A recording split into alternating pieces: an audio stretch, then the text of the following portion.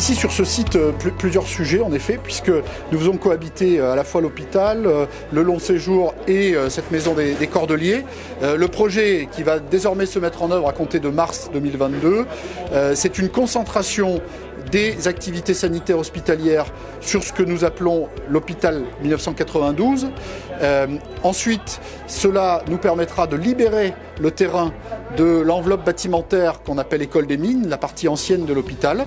Et ce terrain, une fois qu'il aura été libéré, nous pourrons construire un nouveau bâtiment qui sera appelé à recevoir et l'EHPAD, donc ce qui est l'équivalent de la maison des Cordeliers aujourd'hui, et le long séjour qui se situe pour l'instant dans l'enveloppe de l'hôpital.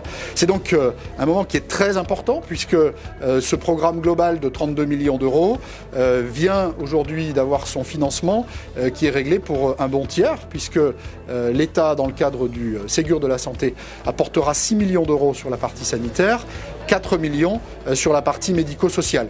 Et de manière complémentaire, le département de la Savoie va apporter 2,75 millions d'euros, notamment sur la partie du médico-social. Vous savez que le Ségur de la santé, c'est une mesure du plan de relance avec 19 milliards d'euros sur l'ensemble des hôpitaux français. Et moi, ce que je veux démontrer en tant que secrétaire d'État à la ruralité et donc à la montagne, c'est que les hôpitaux de proximité ne sont pas oubliés.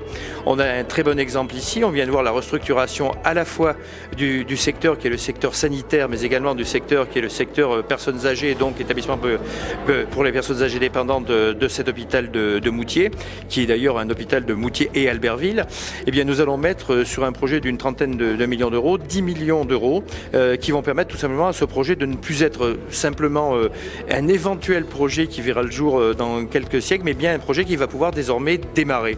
De la même façon, sur Albertville et sur le côté là aussi EHPAD, nous mettons 4 millions d'euros. Alors ça fait très longtemps que nous travaillons ici sur ces projets. Le besoin a été particulièrement criant dans la mesure où les équipements ont vieilli et qu'ils ne sont aujourd'hui plus adaptés aux besoins à la fois du territoire, aux besoins des patients ou des résidents et n'est plus adapté non plus aux conditions de travail des personnels. Les personnels font un travail qui est remarquable. On connaît d'ailleurs des tensions sur ces métiers-là et il faut contribuer en apportant un outil de travail de qualité, ce qui facilitera, je l'espère, les recrutements et en tous les cas donnera à tout à chacun de meilleures conditions de travail. Oui, je voulais souligner que nous sommes dans un département, le conseil départemental de Savoie accompagne ce plan de relance qui me semble tout à fait intéressant. Alors, vous allez me dire c'est logique en s'agissant des EHPAD, mais tout le monde ne le fait pas et ça permet donc d'avoir par exemple ici 2,75 millions qui permettent de compléter, j'allais dire, le projet qui est celui de l'hôpital de Moutier et qui permettra demain d'avoir un hôpital de proximité avec des services. Et j'ai lancé effectivement un message qui est n'ayez pas peur de votre hôpital de proximité parce que c'est là où on est soigné, c'est pas là où pendant des années il y a eu effectivement des fermetures de services, des défections qui faisaient croire à un avenir qui n'existait plus. Et aujourd'hui l'avenir il existe vraiment, il existe dans ce cadre d'un projet de territoire qui était un projet de santé extrêmement efficace et demain l'hôpital de Moutier a encore de beaux jours devant lui et j'invite les praticiens à venir tout simplement y travailler et aux gens de cette région à avoir confiance dans cet hôpital de proximité. Le gouvernement souhaite que les hôpitaux de proximité reprennent des couleurs.